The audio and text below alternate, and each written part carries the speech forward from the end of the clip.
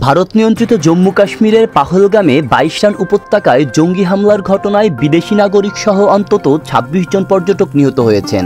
এ ঘটনায় সৌদি আরবের জেদ্দা সফর সংক্ষিপ্ত করে ভারতে ফিরেছেন দেশটির প্রধানমন্ত্রী নরেন্দ্র মোদি।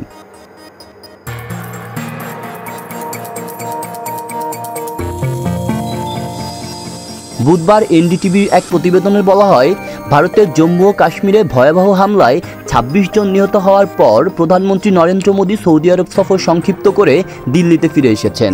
এর আগে সৌদি আরবে আয়োজিত আনুষ্ঠানিক নৈশভোজ এড়িয়ে দেশে ফেরার সিদ্ধান্ত নেন মোদি।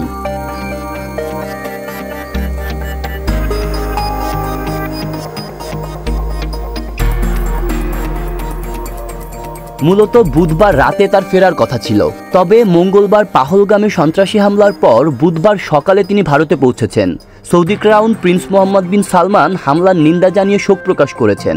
প্রধানমন্ত্রী মোদি এবং সৌদি প্রিন্স সন্ত্রাসবাদের বিরুদ্ধে লড়াই করার প্রতিশ্রুতিও দিয়েছেন।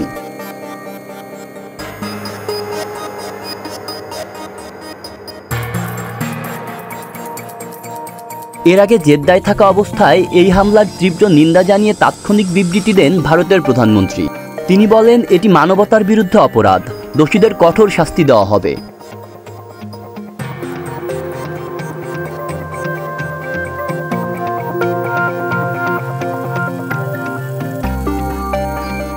সৌদি আরবে নিযুক্ত ভারতীয় রাষ্ট্রদূত সুহেল আজাজ বলেন, কাশ্মীরে সাম্প্রতিক সন্ত্রাসী হামলার বিষয়ে আলোচনা হয়েছে এবং সৌদি যুবরাজ এ হামলার নিন্দা জানিয়েছেন।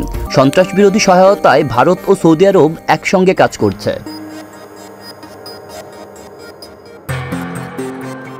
অন্যদিকে মার্কিন প্রেসিডেন্ট ডোনাল্ড ট্রাম্প এই হামলার নিন্দা জানিয়েছেন এবং মোদির সঙ্গে ফোনে কথা বলবেন বলে হোয়াইট হাউসের মুখপাত্র জানিয়েছেন।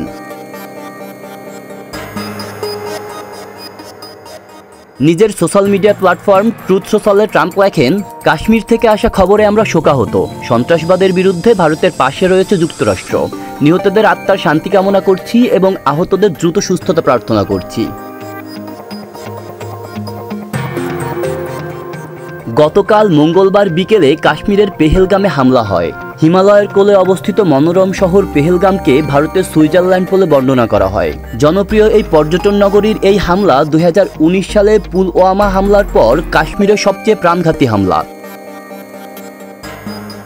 আব্দুল্লাহ রফসান জনি, ঢাকা প্রকাশ।